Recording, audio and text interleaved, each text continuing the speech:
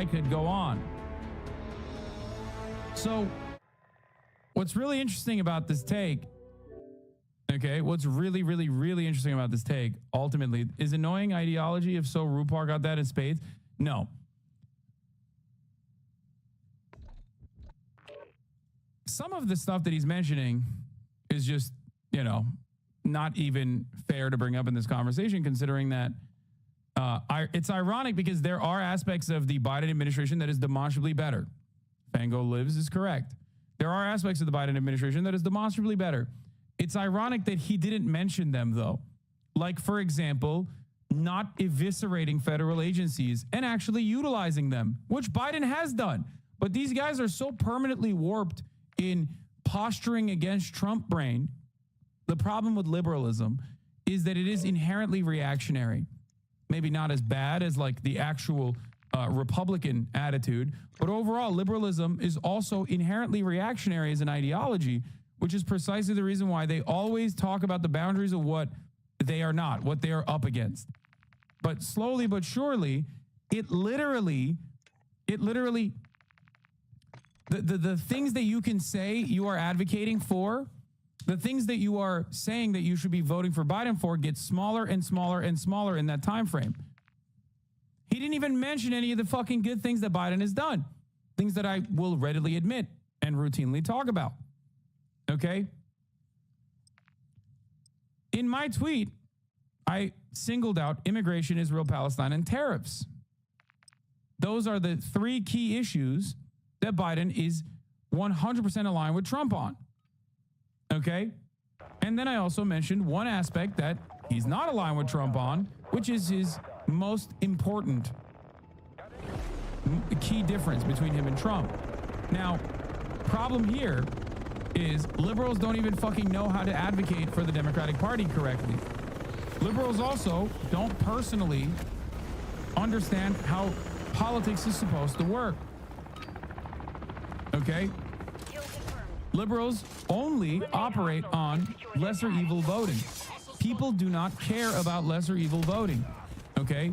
People do not think critically on many issues, and they especially don't think critically on lesser evil voting. If you consistently advocate on just how not as bad as the Republicans you are going to whittle away all of the people that would readily vote for you. Keith Olberbitch not only replied to you, but he also quote tweeted and wrote the same thing again with a bunch of spelling errors because he was so horned up. I mean, didn't we do that last election? Yes, we did do that last election. And notice something I have personally stated, okay, time and time again, was, this is him, by the way. Wait, that's what Aaron looks like? Oh my God. Okay. Something that I mentioned time and time again is a key principle in why people vote a certain way. Okay. Democrats have completely lost touch with the reality that you are supposed to offer something to people. Okay. Not just simply engage in a defensive posture. You have to offer them something, and then you have to prove to the people that voted for you that it was a good idea to vote for you.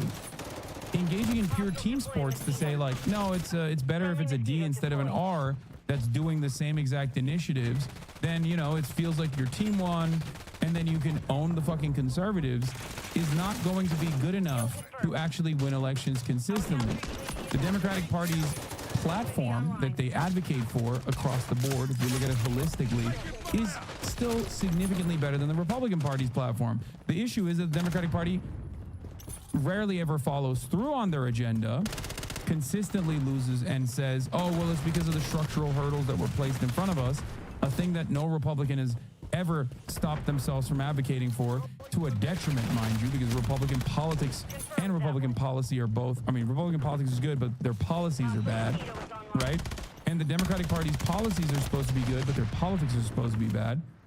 Tag secure. Kill confirmed. Republicans never fucking say, oh man, like Mitch McConnell never goes, oh dude, we have structural hurdles, that's why we can't allow Obama to appoint a Supreme Court justice. That's not something that stops them. Okay? They do their bidding for their most loyal constituencies. All right? They do it. Sometimes to a detriment to the continuation of the party. What is this, bro? I swear every take you have is wrong. You say Israel's an apartheid state. That is completely wrong. I live in Israel and it is no apartheid. Only apartheid in the Middle East is in Arab countries and Iran with gender apartheid. I love you, chatter. Thank you for that take. That was brilliant. Yes, you're right. Every human rights group is wrong. You are right. How is this argument lesser evil voting? It's not only lesser evil voting when the counterpart pundit is diametrically opposed to the other. Considering I'm being charitable to him and seeing his post about policy. What? I'm gonna get to it. Hold on.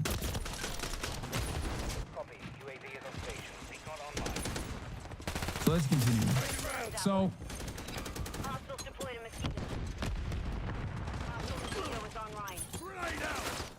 Yeah, the Shaw Dick Rider has moved away from the monarch, who also doesn't have exactly favorable opinions on women, mind you, to saying that as a Persian soldier living in Israel, all of the human rights groups that say that, you know, that correctly, accurately assess Israel's apartheid regime as anything but an apartheid, as just an apartheid regime, they're all wrong, actually. Anyway, so moving away from that idiotic talking point that I've addressed a million times over, let's get back to the point of contention here, okay? So the Democratic Party is supposed to say, look, if you vote for us, we are not as bad as the Republican Party. We will scale back on the Republican Party's death and destruction.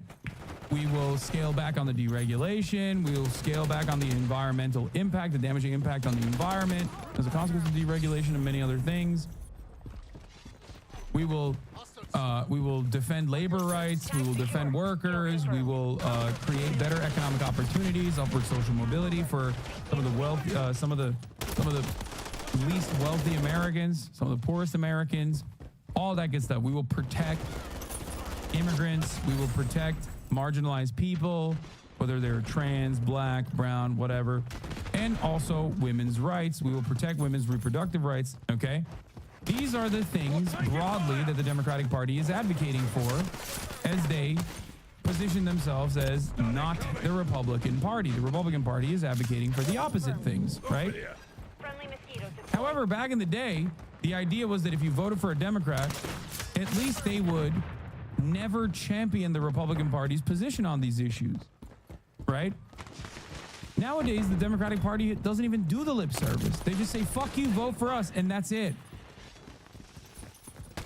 And in that time frame, in that process, the things that they can point to get smaller and smaller and smaller as the daylight between the two parties and their policies actually reduce. In 2020, you could say, and the Democratic Party did say, that all of the brutalization that you're seeing from the police against free press, all the brutalization that you're seeing from the police, Trump's police, against protesters, we will never do that. That was a lie, as you can see clearly with what's going on with the pro-Palestinian demonstrations all around college campuses all around the United States of America. They're beating the shit out of students. They're beating the shit out of teachers. They're beating the shit out of even the press. Another thing that the Biden administration said was, we are not going to be like the Trump administration with their child separation policy and their immigrant detentions. We are going to be, America is a nation founded on immigration. We are all descendants of immigrants. We are a wonderful nation. We can take care of all these people. We are going to do our very best to reverse Trump's policies on immigration. The Biden administration, on the other hand, literally continued Title 42. The Trump administration's only policy in combating COVID was Title 42, saying that the CDC thinks that these migrants might have COVID, and therefore they can't come into the country in an effort to protect Americans from COVID, while simultaneously denying COVID was real anyway. The Brandon administration continued that policy. Brandon administration continued immigrant detention. The Brandon administration also, 4 years after, it ran a successful campaign, mind you, against the Trump administration, saying that they were going to reverse in the first 100 days all of the Trump administration's immigration policies, turned around and advocated for the exact same bill that the Trump administration was trying to pass over and over again, funding the border wall, funding Customs and Border Patrol, and beefing up border security, assuming that the right-wing framing on the issue of immigration was actually not one of false economic, immigration has always been an economic issue. Still, falsehoods are presented in the conversation on the Republican front, and the Democrats are supposed to tackle it from the economic front and be like, no, they're not actually taking your jobs, yada, yada, yada, right? But they dropped that completely and took on the right-wing framing on the border. They took on the framing that the Republicans were advancing, saying that no, immigration is actually a matter of national security. Immigrants are violent. Immigrants are rapists. Immigrants are thieves. And what ended up happening is basically the same exact thing that you see all around the world. You see in Europe especially, right? That people are now more militant against immigrants than ever before. And the reason for that is because the Democratic Party has also given up on arguing on the real boundaries of this issue and arguing for real solutions to this problem. A problem that is born out of right-wing, white nativist, anti-immigrant sentiments. Okay? I am not a violent rapist, thief, says Iraqi Mo. Daddy Pie says, I think immigrants are terrible. Okay? Great. I love having a diversity of opinion in the chat. Meanwhile, regardless of the diversity of opinion, both of you guys are going to see the top of the hour ad break because neither of you are subscribed for $5 or for free. That's right. If you no longer want to see those ads, immigrant, naturalized citizen, natural born U.S. citizen, doesn't matter. You still need to subscribe for $5 or for free.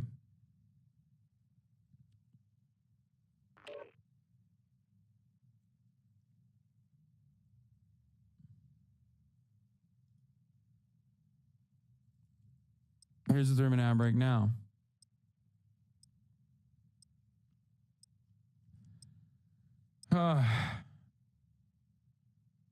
Greg Abbott pardons Daniel Perry, the man who mowed down BLM protesters and clearly premeditated it. Yeah, we'll get to that as well. It's the least shocking white supremacist action taken by that fucking piece of shit.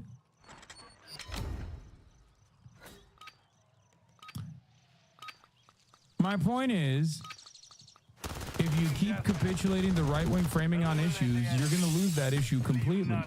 Because why the fuck would people believe you now that you've had an attitude shift? When there are people that have been on the immigrants or rapist side with clarity, with moral clarity for quite some time. All you've now done is say, no, they're actually right. I'm handing it to the right wing. They're correct. I'm the one who'll fix it. But the right won't let me fix it by being right wing. It is an idiotic bargain that is both bad policy and also even worse politics. Okay? It's something that, in my opinion, is completely unconscionable and also furthering the fascist agenda in this country. It is genuinely devastating. It is genuinely scary. And I cannot comprehend how any liberal doesn't see that fucking reality, the writing on the wall. Okay? No DMs today? What DM?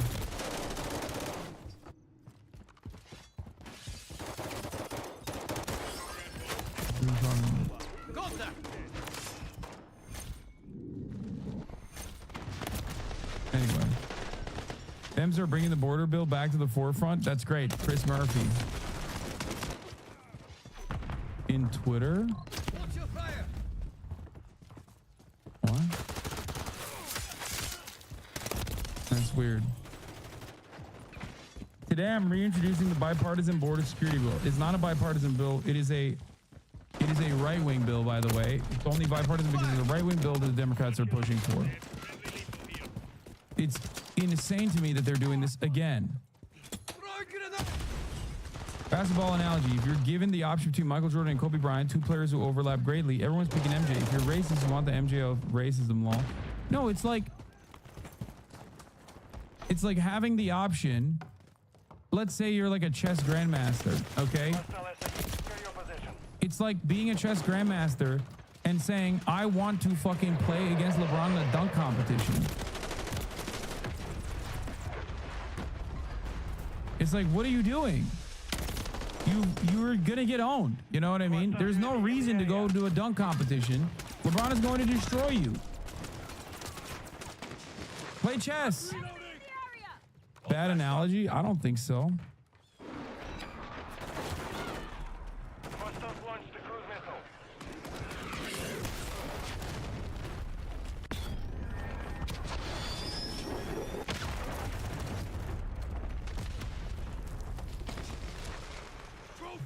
So,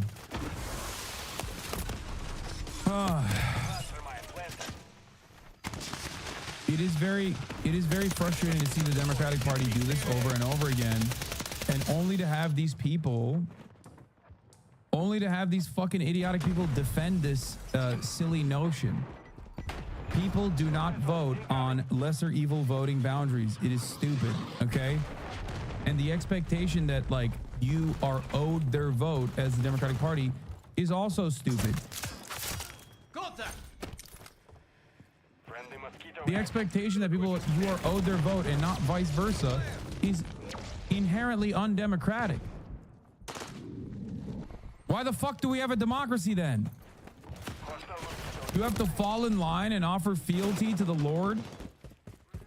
To one lordship over the other? Okay, well, why do we have a democracy then? No, you're supposed to fucking earn our vote, man. Anyway, what the fuck did Keith Olbermann say? He has some takes on it as well, I heard. I saw earlier, but I have to pee. The enemy is gaining ground. Making effective fire. End tax policy, end union support, and climate investment, and agency regulations, and judicial picks and protections for trans people, and DACA protections, and marijuana policy, and student loan forgiveness, and overtime regulations, cabinet picks, and renewable interest. Exactly. That's why they voted in the first place. If you act out of line, you should be instantly ousted. Like, I don't even personally disagree with Hutch Hutchinson on this issue. On some, right? A lot of this is just like a laundry list of things that he wishes the Democratic Party was doing, but there are some that the Democratic Party is like genuinely taking the initiative on, right? Union protections being one of them. It's true. You're wrong if you don't think that the NLRB is not doing a good job. However, The enemy holds the lead. Clock ticking. the issue here is still the idea that people are supposed to come to these conclusions on their own when the Democratic Party is not showing them that they're doing that. Okay? Even if the Joe Biden administration was legitimately making great initiatives on half of the things that he's talking about here, which, you know, half of them are not real, okay? It is wild to me that they are doing such a bad job with their messaging. They have had zero fucking policy papers on their website, on their campaign website. And I don't even know if they've changed that reality. Like a couple months back, they still had no policies on their website. Now, obviously, many people are not going to go there and read that anyway. It's not going to move the needle. But it's good for people like Hutch and all those other people who want to dick ride the Democratic Party into oblivion to have the talking points. And the fact that they are not even offering talking points to their own fucking loyal Fedayeen is insane to me. It shows me that they are not interested in winning. Hutch is the perfect liberal, though. He claps for incrementalism, where the next Republican will easily undo all this and undo even more. The ratchet effect is because everyone is a liberal. True progress takes a lot of fucking time to undo. Think abortion, it took decades. Yes. True progress and true regress, even though regress is easier than progress.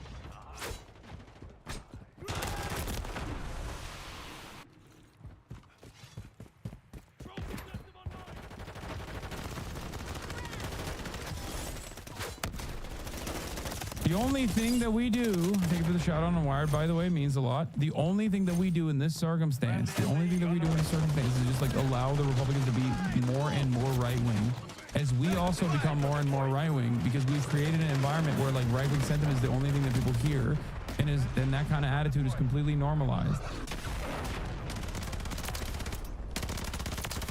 It is crazy, by the way. The latest New York Times Siena poll showed that Biden is doing horrifyingly bad. Like losing a fucking 12-point lead in Nevada, Pennsylvania, Arizona, Georgia, all these states where he's supposed to be dominating, with the exception of Wisconsin, is crazy.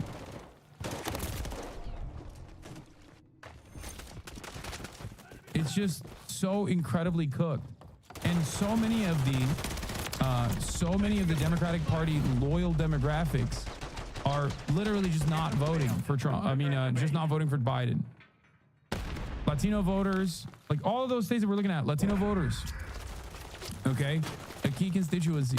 The states that we're looking at, where young voters are an important constituency, even though they don't vote in like massive numbers, it's still an important constituency for the winning constituency that the Democratic Party has to create in order to defeat the Republicans.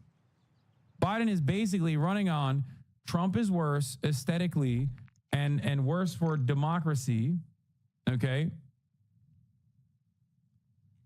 This is insane, right? Hassan the Hun. One of them will put you in a camp if he says you're Muslim or here illegally, or latter if you don't speak English or you don't support our religion or you're gay and an intellectual and the other won't. But you do your glibness. At least you won't have to worry about the intellectual part.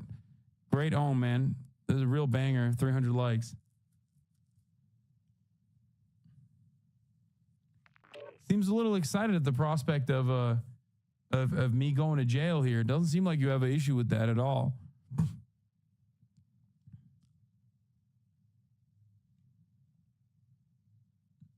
Help your Californian child bride. Please look and shut me up. 23,588 California, mostly tribe lives. You, what the fuck? You have a platform, help your state? Is this because we talked about how California, in comparison to other countries, have way less child brides? Is that what it is? Is that what's going on? I have to pee. Anyway. They've been spamming it for days.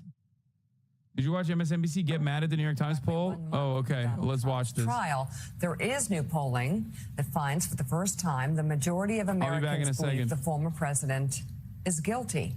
In the latest Yahoo News YouGov national poll, 52% of adults say Trump did indeed falsify business records to conceal hush money payments to a porn star.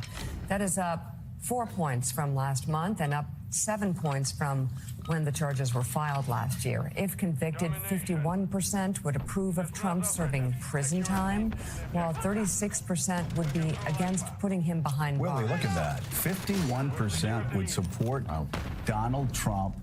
So I guess this isn't a far left-wing conspiracy. No, that's a majority of Americans. Yeah, that would be. Wait, again, I went to Alabama. 51. That's a majority. Yeah, right. Once you get to 51. Yes. Okay. Joyce confirms. Okay. As for the political ramifications, the poll shows Trump and President Joe Biden tied at 45% in this year's election among registered voters. But when asked who they would support if convicted, if Trump is convicted that's not close. in the hush money case, Biden takes a 7-point lead, 46 to 39%. So can I look at some other polling? Yeah, now? why not? The latest Morning Consult tracking poll over 10,000 registered voters finds 44% for Trump and 43% for Biden. That's within the poll's margin of error. It's not 12 points, it's a tie, okay. And separate new polling of registered voters finds President Joe Biden leading Donald Trump in this survey from the New York Times and Ipsos. Biden is up 4 points, 47 to 43%. We should note, though, that the margin of error is plus or minus 6% for the poll. So I get to say it's fascinating, Willie, and we'll get into this. The New York Times ran a few polls. They ran the New York Times Siena poll, which they roll off to series, 15, 16, 17 stories that make people run around Manhattan with their hair on fire and Washington with their hair on fire. At the same, put it this New York Times Ipsos poll. The Ipsos. Put it back. One at the same time by the New York Times. Biden's ahead by 4 points nationally. 4 points nationally. Not even an article about it. Anyway. As for that New York Times Philadelphia Inquirer Siena College polling of 6 key battleground states that came out Monday morning, there was a lot of reaction to that. As we know, some of the most trusted pollsters in the country are calling into question the methodology and results. You think? The CEO of the Nevada Independent, John Ralston, calls Trump having a 13-point lead in the state, quote, bizarre, adding that nothing remotely similar has been seen in the state in decades. The founder of UVA's Center for Politics, Larry Sabato, says he laughed after seeing the Nevada numbers and recommends others do the same. National political reporter at The Bulwark, Mark Caputo, also calls the Nevada poll, quote, a total outlier. Meanwhile, the director of polling at Harvard's Institute of Politics, John Della Volpe, is raising questions about how Biden could be losing the youth vote. They're doing 2016 again. It's the only method that they have. It's the only thing they know how to do. It relies on the understanding that the Democratic Party is entitled to your vote. Okay? You have to vote for them. They are entitled to your vote. It is inherently undemocratic. And it is pretty fucking crazy. It's not just public spin. Biden doesn't believe his bad poll numbers, nor do many of his top aides. Bro, this is literally Trump. Trump did these exact same shit. Per Dems, who has spoken privately with the president and his team. This informs the largely steady-as-she-goes campaign strategy. Some Democrats think the Biden team, by the way, this is Alex Thompson, the national political correspondent at Axios. Okay. So I'm not just reading a random fucking Twitter thread for those of you who get hyper focused on the aesthetics I'm talking about. A journalist breaking his own story on Twitter. Democrats think the Biden team is in denial about the polling and sleepwalking into defeat. The Biden team is convinced the country will not re-elect Trump once they face the choice in November. Ultimately, voters will decide which side is right. In public and private, Biden's been telling anyone who will listen that he's gaining ground and is probably up on Donald Trump in their rematch from 2020. While the press doesn't write about it, the momentum is clear in our favor, with the polls moving towards us and away from Trump, Biden told donors during a West Coast swing last week. Reality check, some national polls have shown Biden ahead or tied with Trump, and in several other polls, the president is within the survey's margins for error. Many aspects of Trump's candidacy, including his legal battles, are unprecedented and add more mystery to the election projection. That's why when people say Biden has been under 40% for 8 months straight, no president has ever won the election after registering under 40% approval in an election year, according to 538's approval average. But these are unprecedented times because no incumbent president has ever run against a former president that is in legal trouble for the horrifyingly bad, corrupt, awful job that he did in the past 4 years that he was president in. So that's the reason why it's not as black and white as you think it is. It is unprecedented. But my point is, you shouldn't fucking have to rely on that if you're the Democratic Party. The Democratic Party is doing fairly well across the board, with the exception for Biden. Can you imagine a world in which, like, the Democratic Party wins the Senate and the House but lose the presidency? Because it would be ridiculous. But, you know, we're kind of staring at a reality like that right now. Unless we get even more fucking Democrats to lose their goddamn seats due to corruption investigations. It is ridiculous. The one thing that unseats some of the worst, most right-wing Democrats in this fucking country is their endless thirst for gold bullions from the Egyptian government or securing side deals with the Azerbaijan government. It's fucking freakish the way we are operating in the Democratic Party. The mission is complete. Like comical. Or if you're Eric Adams, Turkey.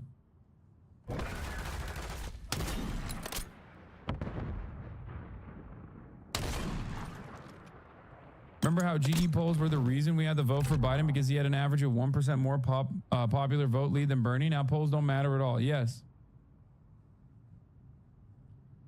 Insane splits here.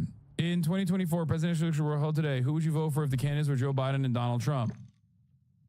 Wisconsin, 47% Joe Biden, 45% Trump. Pennsylvania, 47% Trump.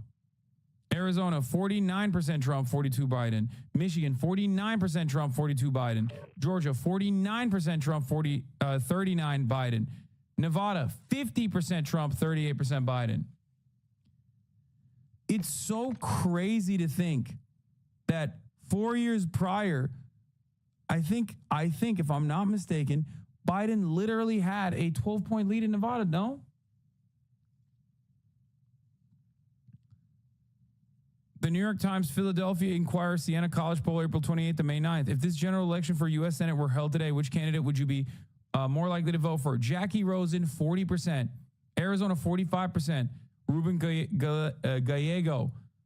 Bob Casey, 46%. Tammy Baldwin in Wisconsin, 49%. This is precisely what I'm talking about when I say the Democratic Party is doing literally unimaginably good in comparison to the fucking awful performance demonstrated by the top of the ticket.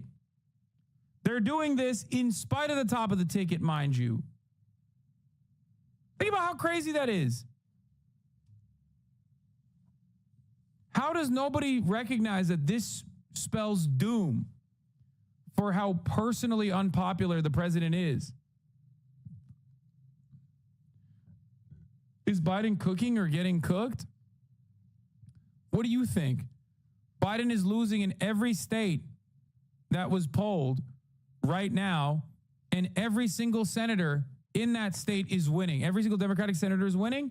Every single, in all of those states, with the exception of one, Biden is losing by massive margins too. New Times Siena poll.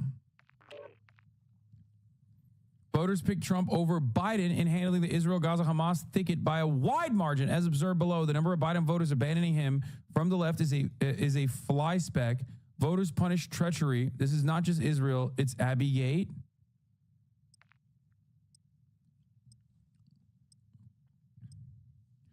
Split A, the Israeli-Palestinian conflict. 50% say Donald Trump would be better. Do you want to know why? Because Donald Trump is at least consistently bad on Israel from our perspective. Joe Biden, on the other hand, with his like fucking weird like, oh, well, Israel has a right to defend itself and we're going to fucking bear hug them, while simultaneously like, oh, we have to do the right thing and like maybe dial it back a little bit, is losing everyone. The other reason is, of course, because... What is this?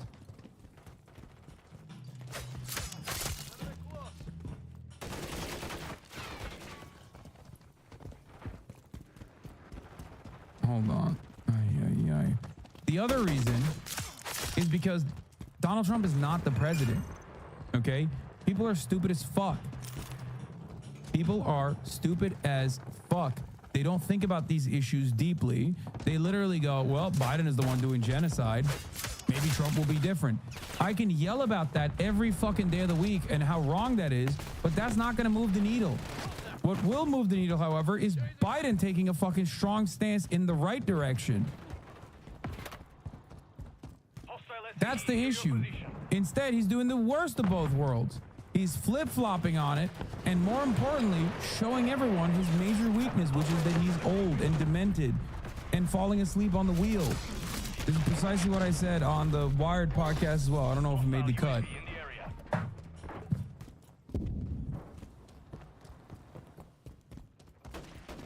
It's really fucking bad.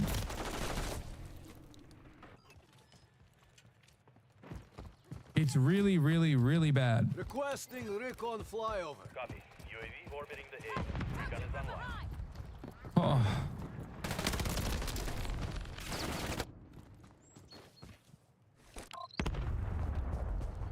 What?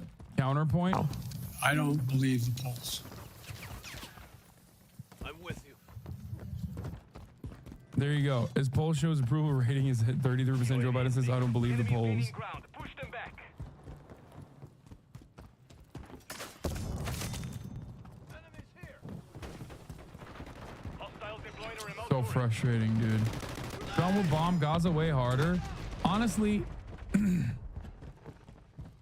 yes, Donald Trump is obviously more responsible, I would say, for October 7 than Joe Brandon is. Okay?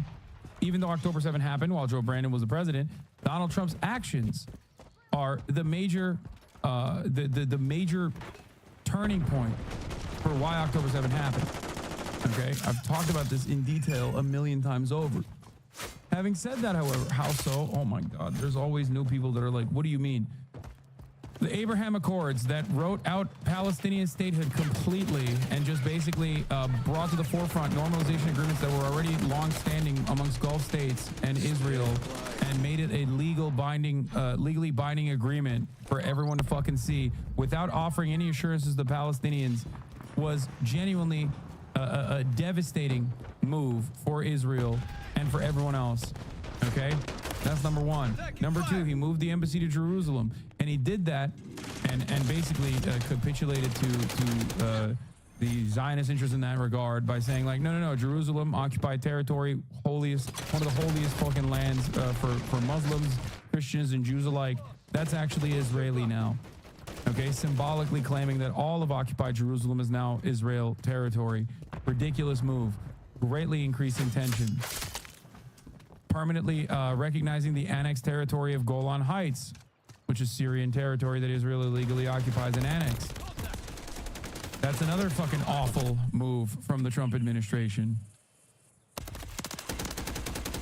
Assassinating Qasem Soleimani at the behest of Israeli interests, for the most part, greatly increasing tensions against Iran.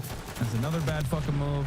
Throwing the Iranian denuclearization agreement, casting it aside, and implementing additional sanctions on Iran, even though Iran continued to follow the Iranian denuclearization agreement after Trump cast it aside. Another fucking major L in increasing tensions in the region. These are all things that the Trump administration did.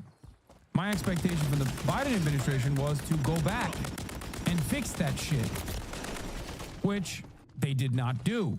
So Biden is also responsible for October 7. Biden is responsible for October 7 for not going back on the Trump administration's policies.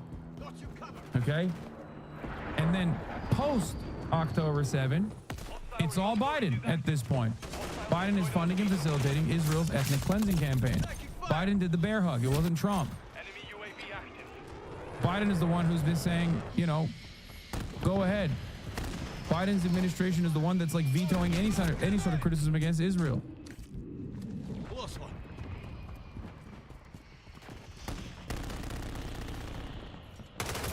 And now, months later, 35,000 killed by Israel.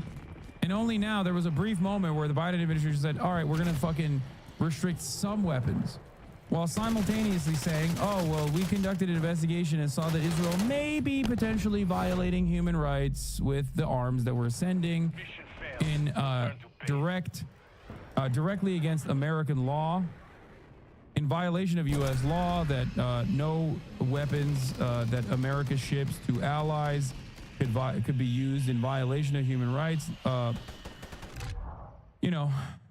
that good stuff. Still offering Israel political cover, still defending Israel, but marginally criticizing Israel, which is now pissing off the pro-Israel crowd too.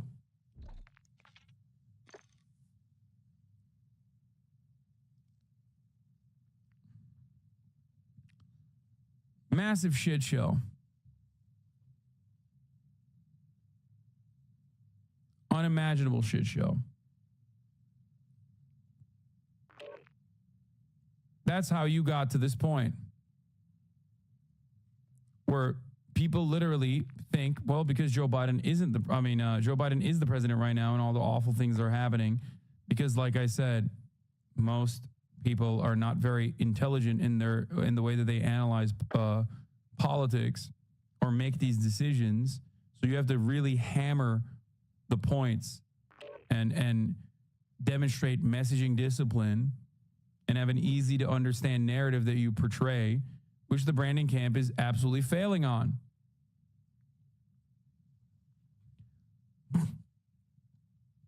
Terrorists using UN cars as cover, super cringe. Lol, what? Terrorist cope? Yeah, dude, they were. You're right. My land, bitch. Lol, terrorist cope so strong now. My land. That moment when you cope so hard about terrorists doing exactly what they said they want to do forever, lol. Any 58-year-old white dem was smashed right now. Lol, team terrorist cope. He's a clown, bro. I love the guy who fucking hates Biden, but also loves how rabid of a Zionist Biden is. Like, that's it. This is the guy who's not voting for Biden, dude. Okay? There are many like him who are fucking ultra Zionist, but still fucking despise Biden. These are the guys he's trying to maintain on his side. Good luck to him. Saying everyone is a terrorist. UN is terrorists are using UN cars. That's the actual cope, dumbass. You're the one who fucking believes in any and every falsehood that the Israeli government puts forward, even though they lie all the fucking time and are caught with their pants down all the fucking time. But you don't give a shit about the truth. You just want a neat little narrative that allows you to continue offering unconditional support to the state of Israel. It's ridiculous. They did not have any fucking terrorists in the UN cars, dumbass. Every Palestinian, even if they're wearing police uniform, is a terrorist. You know, there's aspects of civil governance inside a Gaza Strip, regardless of how hard Israel tries to dismantle that, right? Dumb fuck. Anyway, let's continue. Vote by 27 points in Michigan while winning it by 24 points in Wisconsin. A million monkeys with a million I think there are a lot of cell phones here. Making calls as pollsters. Okay. That's how you do it. Finally, the New Republic's Greg Sargent expressed dismay at the survey's methodology. This is important, which shows 20% of the likely voters polled either didn't vote in the last two midterms. Wait a second. Wait a second. Vote. They're likely voters, but they did not vote. The 20% of what the New York Times is calling likely voters. So let me finish. Didn't vote in the last general election. Damn, bro, these guys are fucking really going ham on the polls now that it doesn't favor Biden. It almost feels like they didn't really care about polls ever at all. And only cared about it as long as they could make an argument against Bernie fucking Sanders, huh?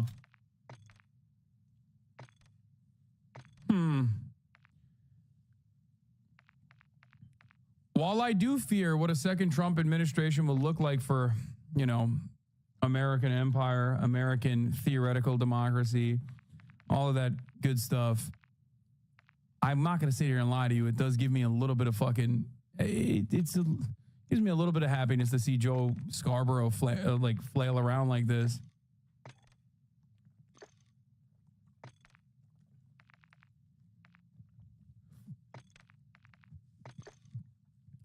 Polls don't matter now.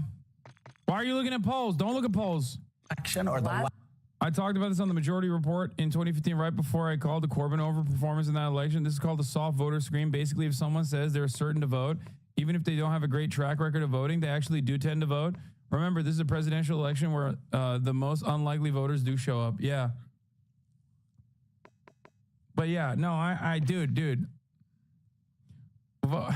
What are polls anyway? I mean, it's bullshit. It's nonsense. Yeah, throw it away. When it looks bad for Joe Biden, throw it away.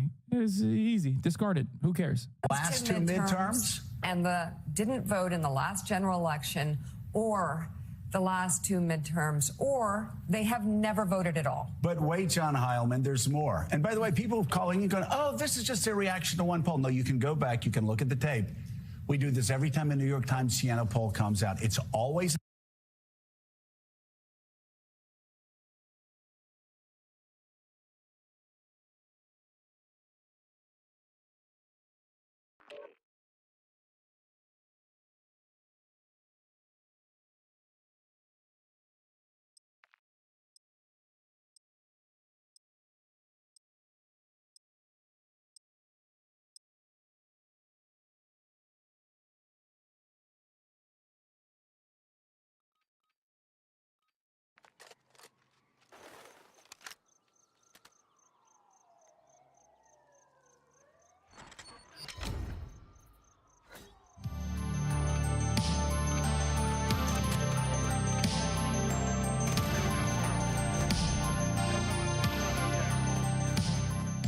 If you're a person who isn't terminally online like me, you might not even be aware of a recently released game called Stellar Blade. Or if you are, you might not have thought much of it, or maybe that it looked neat from trailers on social media or during Sony press conferences. Stellar Blade is a new character action game from Shift Up, where you play as a character named Eve. You fight alongside a ragtag team against the MWIII as you try to reclaim a fallen Earth, gathering upgrades, helping people out, and listening to chill tunes. This is a video game-ass video game, unashamedly so. Somehow, this very basic character action game has become a lightning rod for a slew of fabricated controversies, mostly revolving around how the main character is a sexy, exaggerated fantasy, and somehow that, being from a Korean game studio, equates to a stand against modern woke SJW and diversity movements in games. Like I said at the beginning, terminally online. But as I've been playing Stellar Blade, I've been struck by one thing more than anything else. For a game that was hyped up as being a bastion of heterosexual horniness, a haven in a wasteland of modern games turning gaming heroines into real people instead of sex dolls, this game is surprisingly sexless.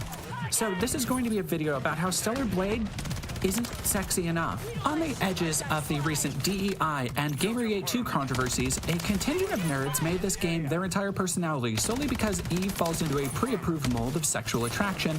They formed based on a non-stop diet of porn and anime. They began to hype up Stellar Blade as something it wasn't. They compared her to action heroines like 2B, Bayonetta, Rain, and others, hyping Stellar Blade as a return to classic character action games that was more prominent on the PlayStation 2 and PlayStation 3.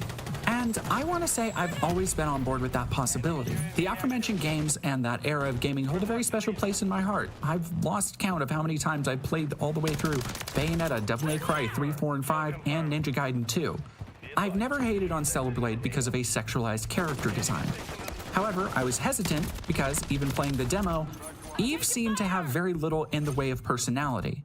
And the attractiveness of a character goes beyond just being scantily clad or suggestively dressed. It includes their attitude. The problem with Stellar Blade is that it is a stylish character action game, but it's a game whose characters have very little character or style, and as a result, even what sexuality there is falls flat.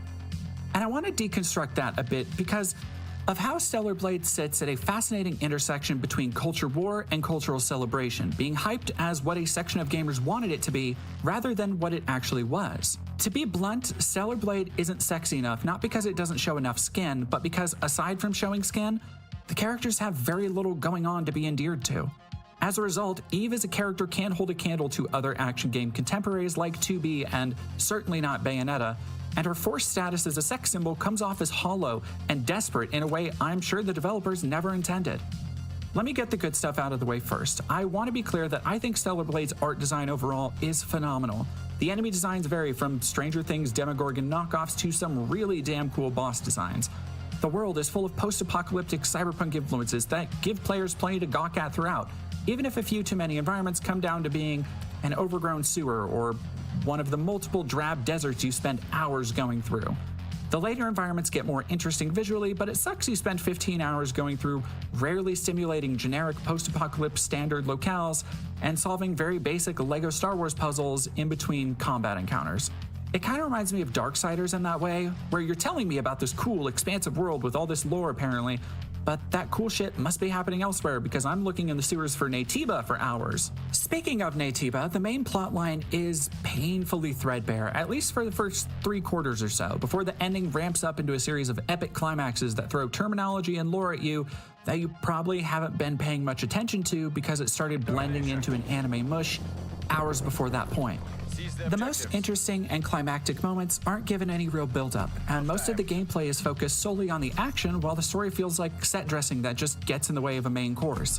The lack of investment in the story feels like a side effect of the boring characters, which I'll get to in a minute, but also sparse storytelling, which can see you going sometimes hours with very little in the way of plot development. Much of the game is simply a quest to find a series of MacGuffins and eliminate enemies, with the true intentions behind your mission shrouded in mysteries that are incredibly easy to see coming a mile away, so that when the twists do arrive, they land with a thud. And I don't want to hear, well, it's a character action game, they don't have good stories, because that's BS. Plenty of games have memorable stories and characters like Devil May Cry 3 and Nier Automata. In essence, the game's cutscenes become an annoyance you have to go through to get to the meat of the game, which is actually really good. So before I start nitpicking, I want to say that the gameplay is generally really solid. There's an engaging loop of exploration, spotty platforming, and generally crunchy and acrobatic combat that follows the standard format of a Souls-like with various camps you reload with upon death, though without losing and needing to recover experience upon death. The gameplay loop itself was a bit surprising because I figured as a return to older hack-and-slash games, it might be more linear, but it's actually all a connected world. In fact, one thing I noticed playing is that this game is basically in the exact same mold as Respawn's Jedi Fallen Order games. The platforming, the way collectibles are placed and unlocked, the basic combat and staggering system, parrying, dodging, upgrades, relying on one weapon that you evolve usage of over the course of the game, and even a little robot friend that scans things in the environment for you. He copied my whole fucking flow! Word for word, bar for bar! That being said, it's not a bad thing by any stretch, and I like those games. My first video essay was actually on how Fallen Order blends Eastern and Western influences into something compelling and new, so go check out that video. It needs some views. I want to say Stellar Blade is good, and at times, even a great game. While the overall story fell flat for me, the world is interesting enough that I'd be interested in seeing what a sequel could present, and the gameplay is flashy and fun, even if I would always like to see more in the way of weapon variety in my character action games. I even like the over-the-top anime climaxes because even if Stellar Blade felt like just a collage of influences with very little original thought, it was clearly made with love for its influences like Bayonetta, Nier, Dark Souls, and more. This is a work of passionate and talented developers, and it's fine that it didn't land for me in some ways, because I don't think good art needs to be for everybody. I want to say all of this up front. I think Stellar Blade is good, and I liked playing it. But this video isn't about the story or gameplay. It's how this game has been forced into a role in an ongoing culture war. And that brings me to Eve. The biggest problem with Eve Stellar Blade is that she is, at her core, despite all the surface-level sexiness, an incredibly boring character. The most style she has comes in the variety of unlockable costumes that run a vaguely fetishized gamut from pretty cool cyberpunk ensembles to more gothic fashion and skin-tight bodysuits with accompanying jiggle physics that leave little to the imagination. As a very sex-positive person myself, these outfits on their own don't give me pause. If a game wants a sexy lady, whatever. It's the fact that Eve has been poised as an anti-woke sex symbol, despite having nothing to her character even as a sex symbol. Eve stands on the shoulders of some of the most iconic and sexy gaming heroines of all time, queens with pomp, verve, edge, grit, ladies who serve death in high heels and low-cut dresses with a wink and a one-liner, whose larger-than-life personalities manage to outshine their fantastical, larger-than-life assets. Instead of following in their path, however, Eve languishes in the shadows of her own bountiful assets. These outfits and boob physics have become the primary selling point for a legion of gamers who have posed Stellar Blade as some kind of victory against wokeness in games. But you may be asking, how is a sexy lady in a game a victory against wokeness? Now, I've tried explaining this controversy to people in person, and when I told my woke leftist friends in person about how Eve was positioned as a stand against wokeness because she has a big old caboose and knockers, they couldn't understand how that equated to being anti-woke. Loads of people on the left love tig old biddies and a girl boss protagonist, and they always have, even in gaming. Stellar Blade has caused some interesting revisionist history here, where if you bring up games like Bayonetta or Nier Automata to say, hey, I'm woke and I like sexy women in games, you'll probably be met with the idea that progressive gamers only liked those games after they came out. They weren't on board since day one, in fact, hated them at first. Their evidence for this is usually a string of random opinion pieces, asides in interviews, or Anita Sarkeesian talking about Bayonetta. Let's not let all of the actual game critic reviews at the time get in the way of the arguments that they're fabricating here. I recommend you go watch my friend Savvy Wright's books Deep Dive Essay into Gamergate because she does a wonderful job summarizing everything about Anita, including the Bayonetta controversy.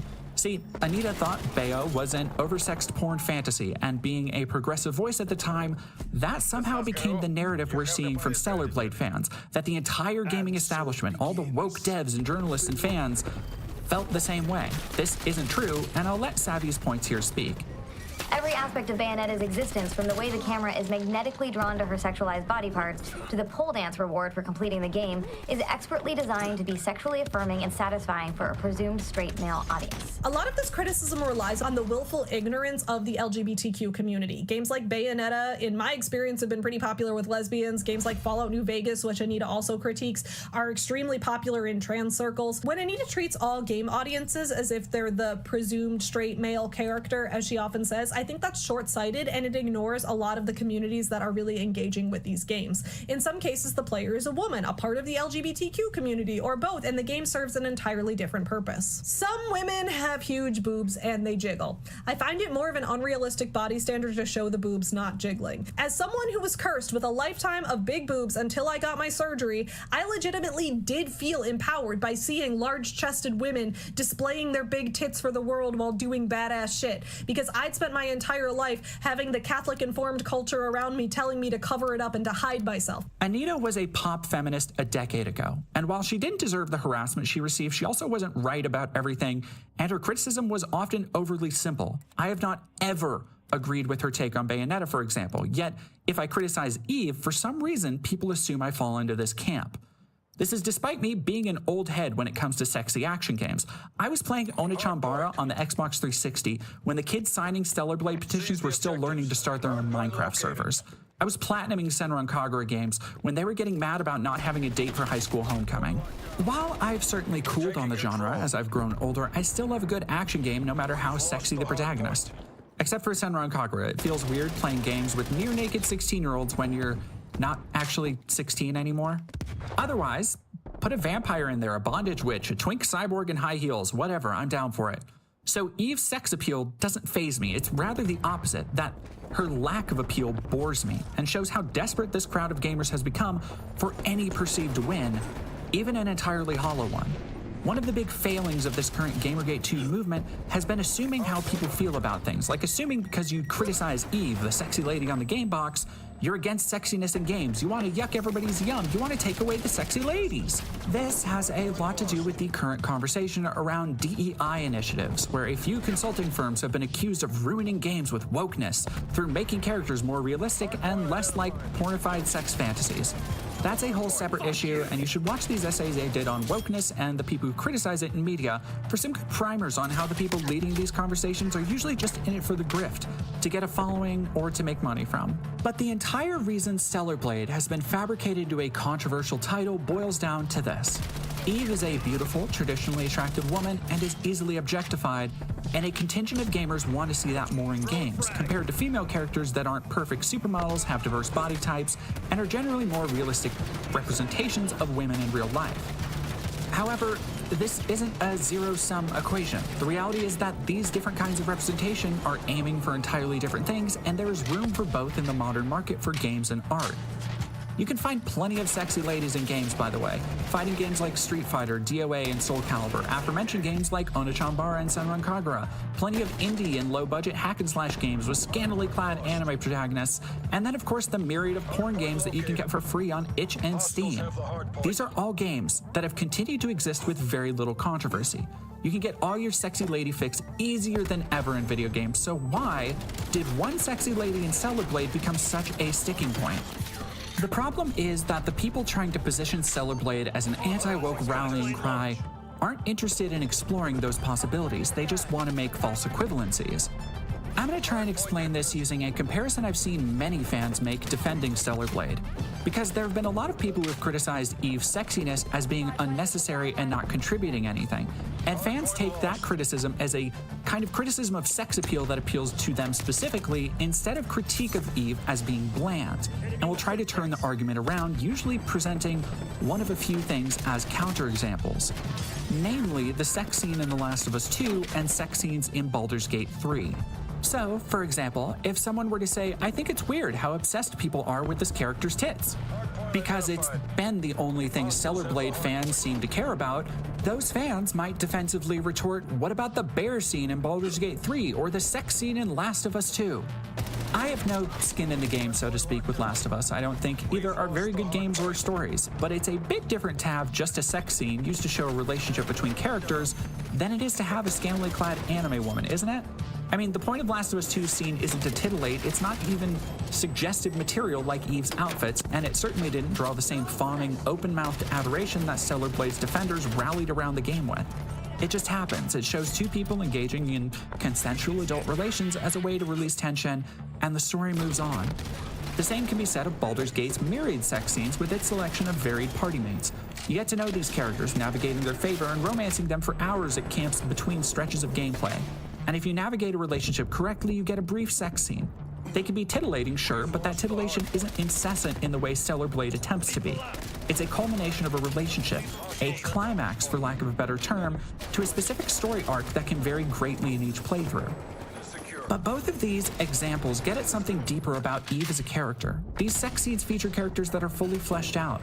In the case of Baldur's Gate, you spend sometimes dozens of hours traveling and getting to know these characters before you get to this point. They show sex as an extension of human connection and relationships.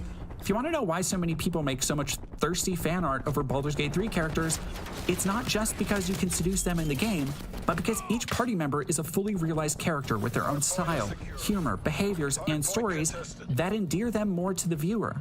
So the point of the sex scenes aren't just a titillating reward, but represent the culmination of a relationship. It's not just the nudity that makes these characters sexy, but the way people engage with them and their personalities. Much like relationships in real life, players will develop their own preferences and be attracted to different party members over others, pursuing or spurning advances based on what they like for their character. It's part of the role-playing fantasy. Whereas the sexuality of Stellar Blade is simply Eve walking around in skimpy outfits.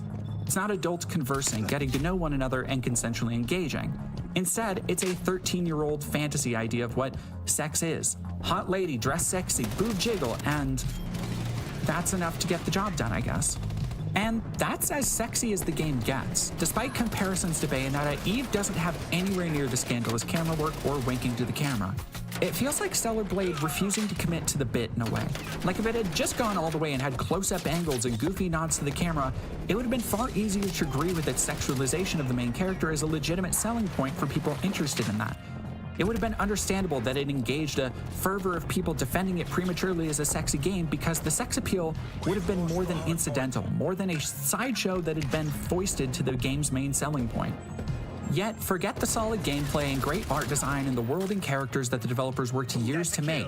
The skimpy outfits of Stellar Blade were the rallying cry for some gamers. This bizarre investment in Eve's scantily cladness is evidenced by the petition to uncensor the game, where one costume out of over 40 unlockable costumes was slightly edited to cover slightly more cleavage.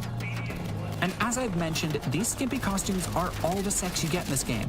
The camera is pulled out in combat, a wise gameplay choice that makes it hard to even see the boob jiggle.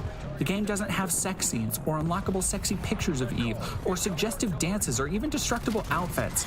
All of this chest beating and online rallying for this game is a silver bullet of sex appeal, and in the end it's just tits and skin-tight costumes. Stellar Blade might have jiggle physics, but it's not a sexy game.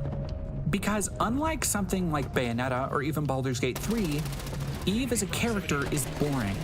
No matter what clothes she's wearing, Eve is a wet towel of a character. Nearly every emotional beat is reacted with the same empty stare. Even as she fights monsters to the death, she barely musters a grimace. I don't want to spoil anything because the game is still new, but late in the game she gets a series of earth-shattering revelations and just kind of barely reacts.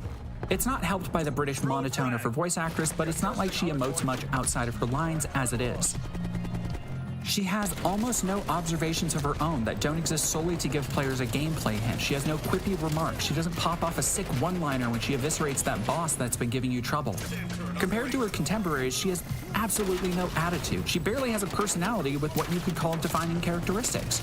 She's not overly curious. She's not overly emotional. She's not competitive or tenacious or even really that determined. She just kind of goes with whatever flow is presented, taking developments in stride. Compare this to another fairly stoic protagonist in Nier Automata's 2B, where 2B starts the story as reserved. Eventually things happen that draw more emotion from her. Lots of things. I won't spoil if you haven't played it, but long story short, 2B has a lot of emotions and is clearly affected by the things that happen to her in 9S. And despite being reserved, she even has time for one-liners occasionally. She's not as explicit as Bayonetta, but she's still a badass. Comparatively, Eve starts similarly reserved after a tragic opening scene, but her emotional range never shifts from blankness. 2B's story should be a template for Eve to follow, but she doesn't ever break through any emotional barrier, even as the game attempts to reach an emotional climax. Even as she begins pontificating about salvation and the meaning of blah blah, her voice never reaches above a dull baseline.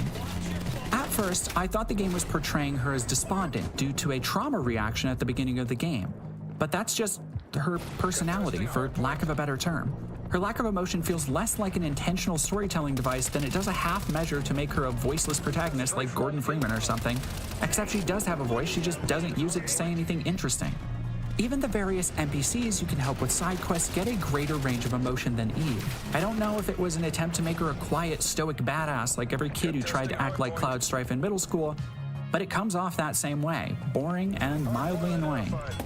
Her and the crew she worked with are all fairly bland, but even Lily has a somewhat peppy personality and has hints of a more tragic backstory that forms a slightly more compelling character. Yet Lily is a problem on her own because she looks like a child with boot physics.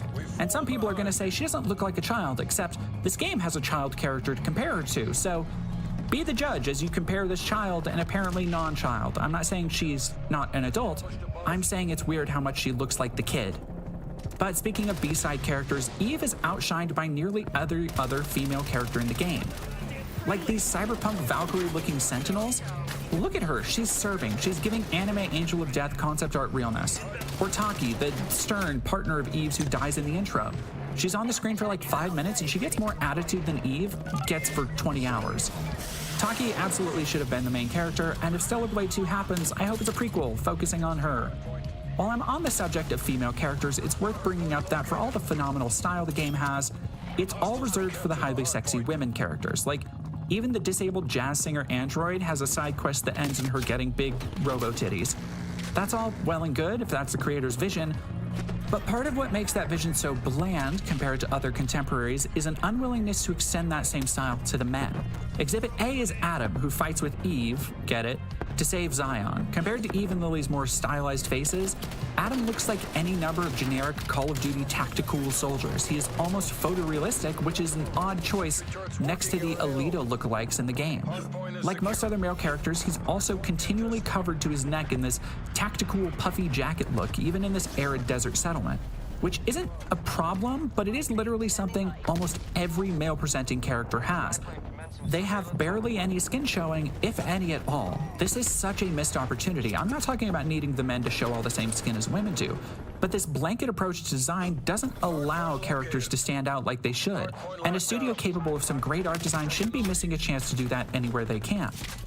All of these issues get at a core of Stellar Blade's lack of sexiness, a lack of style, not in the world design obviously, but in the characters themselves. For all her backflips and sword lunges when compared to contemporaries, Eve just does not serve, and it has very little to do with raw sex appeal.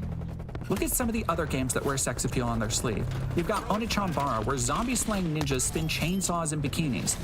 You might not like it, but it's a campy premise that justifies the sexiness of its heroines, while also allowing them to show personality and their unique weaponry and attitudes. Then, of course, there's Bayonetta. Perhaps the most insulting thing about comparing Eve or Bayonetta is that Bayonetta is everything Eve is not. Putting aside her sex appeal for a second, she is emotive, talkative, witty with a comeback on hand, has ridiculous one-liners, is a total reality-bending badass. Look at this shit. This is how one of the Bayonetta games opens. This is what stylish action is all about, style and action.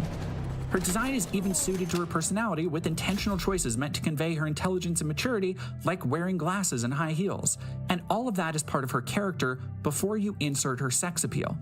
Bayonetta owns her own sex appeal, and while titillating, it's an essential part of the character, who she is and how she navigates the world on her own terms. By comparison, Eve's sexiness seems accidental. Surrounded by this sexless world and realized only through random assorted outfits, Eve seems less like a confident, self-assured badass main character than a generic sword lady who keeps accidentally falling through a stripper's wardrobe. Even as you get to the most interesting story bits and Eve attempts to come into her own as the hero, none of it lands. Maybe it's because the game holds so much of the most interesting narrative moments for the last few hours, leaving you to slog for more than 10 with this blank slate, but the result is still a boring character that I didn't care about by the time the credits rolled, which I find to be a fascinating development. As petitions like the one for censorship have shown, the vocal contingent of Stellar Blade fans seems to only prioritize this thin, juvenile sex appeal. They don't seem to register that Eve as a character could have been so much more, and if she had been, she could have been so much more sexy. Like they don't see the difference in sex as conveying a relationship and connection in Baldur's Gate or The Last of Us, they don't seem to see Eve as anything more than a canvas for their most vanilla carnal desires, a conventionally attractive husk to watch jiggle her way through a piece of art so many developers and artists meticulously crafted as an experience. And they're so affixed on simple character design to notice the rest of the game, or at least what it could be. Stellar Blade is a good fun time with an engaging gameplay loop that is let down by poor characterization and bland storytelling. It's a video game-ass video game, and most people will enjoy it as such, but I'm going to remember it as an example of how transgressive movements will rally behind anything to prove their point, no matter how poorly it stands up to scrutiny. Stellar Blade simply isn't the game these people propped it up to be, and it never was. A sexy main character doesn't mean a game is some kind of anti-woke statement. The developers wanted to merely make a cool experience that recalled games that had influenced them over the years. For better or worse, they succeeded and created a fun game that I hope can be improved on with a sequel. But the tragedy is, I don't think many of the people who are calling themselves fans of this game realize how their short-sighted focus on jiggle physics blinded them to the rest of this experience. Also, they can claim some kind of victory in an ideological battle they seem to be waging against nobody but themselves. Hello everybody, and thank you for watching this very latest video essay of mine. I don't do a lot of media analysis lately, and I'd like to get back to doing more, but I'm hoping because this does cross over with some of the more political issues in the gaming industry we've streamed about recently, that this can still get at least a couple views that justified the 2 or 3 weeks that I've put into it at this point. While Stellar Blade came out when I was still putting the finishing touches on the Satanic Temple video essay, I have been working a lot on this game, and it's just really taken this long because the game is so long and I've been doing a lot of other things. I have a lot of different projects in the works right now. So if you enjoyed this video, please be sure to go check out some of the links down below. I do this all as a full-time job and need to still make ends meet and stuff.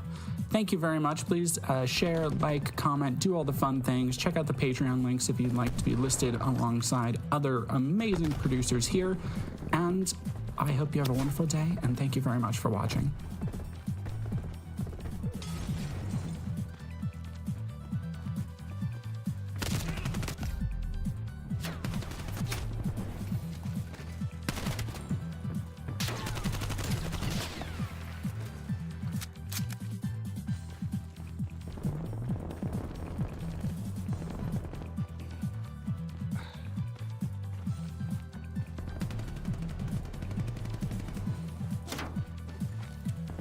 Hardpoint identified.